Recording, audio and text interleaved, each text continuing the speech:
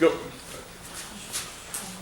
Bonjour, moi je m'appelle Daniel, puis aujourd'hui, on va parler de la tyrannie des droits de Brestward Queen.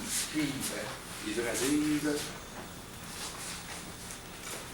Alors, pour commencer, l'auteur Queen, il est né en Ohio, dans les États-Unis. Puis au début, il était un agriculteur, puis après, il est devenu consultant politique en agricole alimentaire, puis il a surtout un intérêt pour les intérêts biotechniques et le droit de cultiver. Puis il est aussi l'auteur de plusieurs œuvres, comme par exemple une autre qui s'appelle « Les aliments trafiqués et les dessus de la biotechnique ». Puis dans cette œuvre-là, l'auteur il démentit c'est quoi les droits. Puis il démentit aussi que combien ceux-ci ça peut être insolite des fois. Puis on parle de tyrannie parce que c'est comme quelque chose qui est très dominant dans les débats politiques. Donc, alors, la définition de droit, c'est un ensemble des règles qui régissent la conduite de l'homme en société, les rapports sociaux, ou de façon plus complète, l'ensemble des règles imposées aux membres d'une société pour que les rapports sociaux s'échappent à l'arbitraire et à la violence des individus qui soient conformes à l'éthique dominante. Merci Wikipédia. Donc alors, mon livre est divisé en 8 chapitres, soit la genèse des droits, l'individualisme des droits, l'avènement des droits comme discours dominant, l'imposture universaliste, droit, le naturel et le divin, les droits de l'État, le droit de propriété, le droit humain et le droit des sociétés, les droits relatifs à la propriété et le droit de propriété, le droit à l'alimentation et l'assiette vide, le droit des agriculteurs et le droit des sélectionneurs, les droits fonciers, les droits et les ressources de la création de la commercialisation, le droit à l'eau, les droits de la nature, plantes, animaux, poissons, chacun pour soi, les droits de l'intellect, le droit de mourir comme on peut, le droit d'ingérence, où est-ce que ça va finir? Bon, j'avoue qu'avec ce chapitre, on m'a marqué de tête, j'ai révisé, fait que ce que j'ai fait, c'est que j'ai comme sorti les faits saillants, puis il m'a comme fait des exemples. Un droit peut être négatif ou positif selon les personnes. Bon, c'est sûr que si demain matin, on décide qu'au McDo, le monde de plus que 200 livres, on le gros super size, c'est sûr que ceux-là pèsent moins de 200 livres vont chialer. Moi, je chialerais pas parce que je pèse plus que 200 livres pareil, fait que dis-le me révéler. Puis le meilleur exemple, c'est justement le stationnement pour handicapés. Pour les handicapés, c'est positif pour eux parce qu'ils ont comme des parkings de poche, mais pour ceux-là qui ne le sont pas, c'est plus négatif parce que quand le parking est plein et qu'il y a une caisse que tu ne peux pas prendre, c'est chiant. Surtout qu'il y en a qui n'aiment pas ça. Surtout pour ceux-là qui n'aiment pas marcher, que c'est plus un peu. Si on se donne du mal pour faire reconnaître les droits, c'est que l'État viole la substance des droits recherchés. Si on prend l'exemple du droit de vote aux femmes, on ne parlera jamais de droit de vote à l'homme parce que le droit de vote, l'homme a quasiment tout eu le droit de vote. Mais on parlait de droit de vote aux femmes parce qu'ils l'ont gagné depuis 1945 environ. Puis en même temps, le gouvernement du Québec a comme pas le choix de désarriérer parce que dans les autres provinces du Québec, je pense qu'il y avait le droit de vote aux femmes depuis 1920 dans ce alentour-là. Ils n'ont pas le choix de désarriérer parce qu'en 1939 et 1945, c'est la Deuxième Guerre mondiale. Puis c'est ça, toutes les autres sont participées en guerre, fait qu'il restait des femmes au Québec. Puis les élections sont arrivées, fait qu'on était comme passer les élections parce qu'il restait des femmes, ça aurait été comme absurde un petit peu. La civilisation occidentale est la seule civilisation où il y a des droits. En tout cas, des droits au pur sens du terme. Puis il y a même des langues jusque les droits existent. Jusque le mot droit n'existe pas. Comme par exemple, Marcelo Saavedra Vargas, un indigène amiral de Bolivie, écrivez pas ce nom-là dans vos notes. S'il y a une question de note, s'il y a une question de note s'il y a une question de même dans l'examen des exposés oraux, on se révolte et on va déconfier Robert à M. Steve. Tiens, voilà, c'est fait. Puis finalement, lui, ce qu'il dit, c'est que la philosophie des droits n'existe pas dans la philo-asile. À la place, ils ont plus inventé des affaires du genre le Summa Kamana, qui veut dire vivre et coexister dans l'harmonie, le Shasha Warmi, qui veut dire vivre dans l'harmonie entre les hommes et les femmes, et aussi, ils ont inventé coexistant joyeusement avec d'autres insensibles comme les animaux, les plantes, les coteaux, etc. Puis si on est la seule civilisation qui a des droits, ben c'est pour plusieurs raisons. C'est parce qu'on est une civilisation, c'est surtout parce qu'on est une civilisation capitaliste, finalement on cherche plus le profit individuel que le bien-être commun. Puis aussi, on est une civilisation qui est fondée sur les principes de liberté individuelle accompagnés de notions de propriété et de droits relatifs à la propriété. Un droit est un nom qui peut être repris ou circonscrit. Si on prend l'exemple du permis de conduire, par exemple, déjà, c'est pas tout le monde qui peut l'avoir. Tu as des conditions, des fois, c'est accompagné de conditions, comme par exemple, il faut que tu portes des lunettes, il faut que tu chauffes un char qui a le cerveau frein ou le cerveau direction. Puis si tu chauffes pendant que si tu as pris de l'alcool avec chauffer, tu fais des grands excès de vitesse, tu frappes un enfant, tu cours la pile de main, ben on peut te l'enlever. Puis déjà, c'est accompagné comme d'une restriction parce qu'il y a comme des clauses qui sont permis, on ne peut pas tout chauffer. On ne peut pas tout chauffer les machines sur notre permis.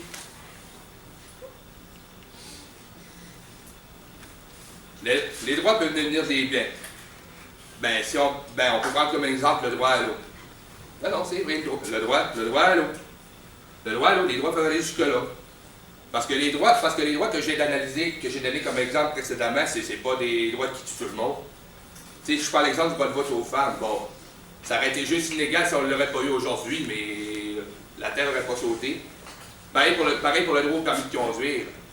Je pense qu'on connaît tous ici quelqu'un qui n'a pas de permis de conduire et il réussit à vivre pareil. Mais par exemple, le droit à l'eau, c'est comme...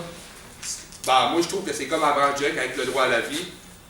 Parce qu'il y a une étude qui démontre qu'on peut survivre 1 mois sans nourriture, mais qu'on ne peut même pas survivre 3 jours sans eau. Fait que c'est pour ça, l'auteur aussi, il trouve que c'est vraiment absurde. Puis là, on va comme résumer les images un petit peu parce que je sais que pas tout le monde va comprendre la référence. Finalement, ici, c'est une image de Zelda, c'est la référence que ceux-là qui ont joué à Zelda, ils savent qu'on trouve à peu près de l'eau partout. Puis ça, l'autre bord, c'est un personnage de Dragon Ball normal qui s'appelle Nav. Finalement, pour la symbolique, pour l'histoire, c'est que ce personnage-là, il vit d'un désert, puis c'est la grande sécheresse, ils n'ont pas d'eau. Puis tous les habitants, ils subventionnent ce gars-là, justement, pour aller gagner un tournoi d'arts-martiaux qui va lui donner bien de l'argent pour acheter des citernes d'eau. Fait que finalement, je trouvais ça intéressant. Puis nous autres, notre société, on serait exposé de Zelda parce qu'on a de l'eau quasiment partout, on a de l'eau courante, on a de l'eau quasiment partout. Puis les pays comme l'Afrique seraient plus du côté de Nam. Puis aussi le droit à l'eau, c'est comme un droit sûr parce que finalement, s'il arrive à un moment donné qu'il y a une grande sécheresse et qu'il ne mouille plus, c'est tout simplement un droit mort. Le principe de Locke. En fait, John Locke, lui, il va parler des droits aux ressources naturelles. Puis c'est un autre droit qui est absurde parce que finalement, les ressources naturelles, ils appartiennent comme à tout le monde. Puis aussi, c'est parce que si ça serait inépuisable, au moins, ça serait moins absurde un petit peu, mais c'est épuisable. Fait que c'est un petit peu le même principe que le droit à l'eau. Puis lui, sa philosophie, c'est qu'il dit, il y en a assez pour tous, à condition que personne ne prenne plus de ce qu'il faut pour sa consommation personnelle. Donc finalement, si je peux résumer, c'est ça. Finalement, si on ne se consomme pas, on aura... Les ressources naturelles sont... Voyons, en résumé, si on ne se consommerait pas, on aura assez de ressources naturelles pour tous. Selon moi, justement, si on ne ferait pas de surconsommation, le thème pauvreté n'existerait pas. Parce que finalement, si le thème pauvreté n'existerait pas, on serait comme... notre société, ça serait comme un marché 50-50.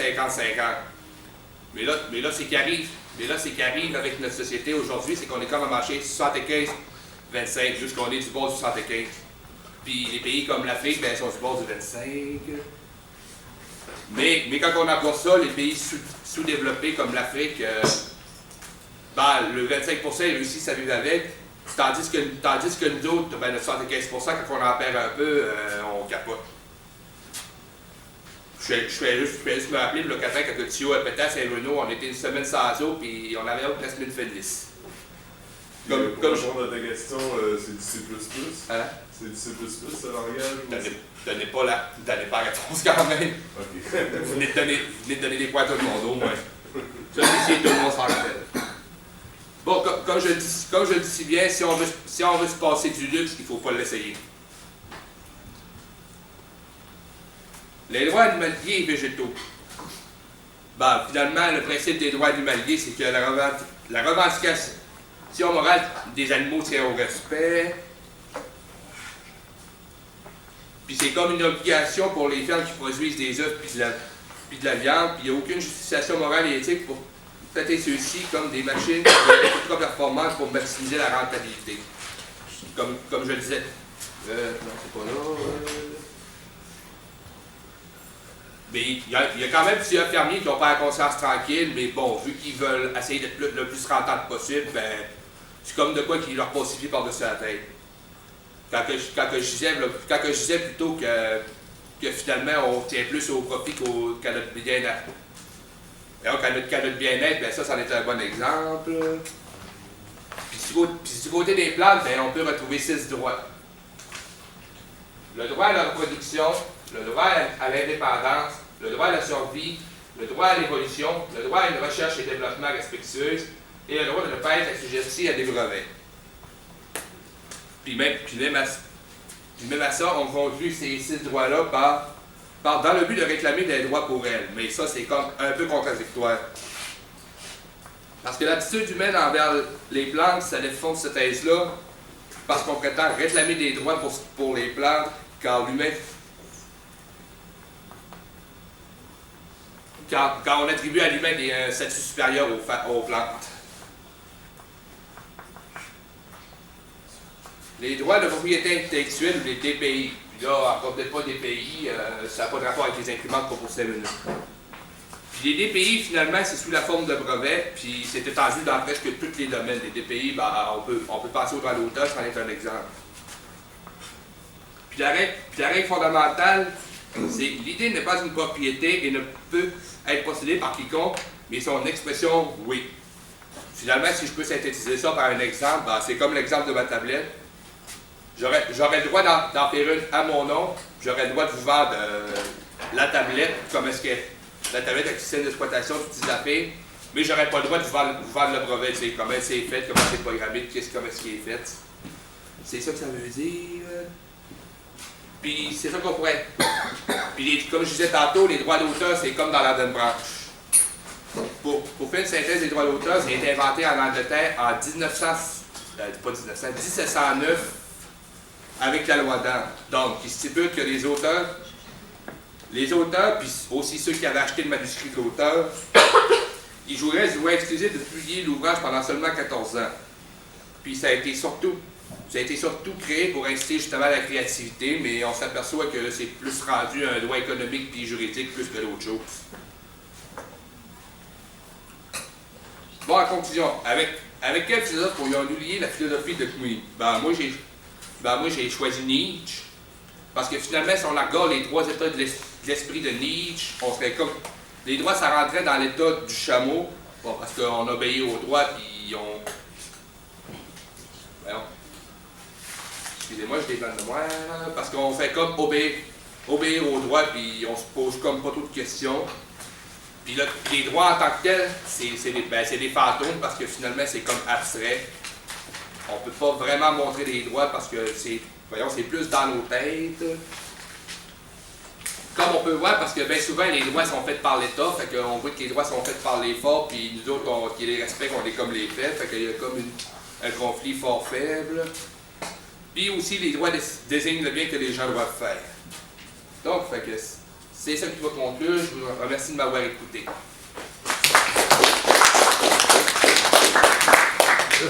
Excellent.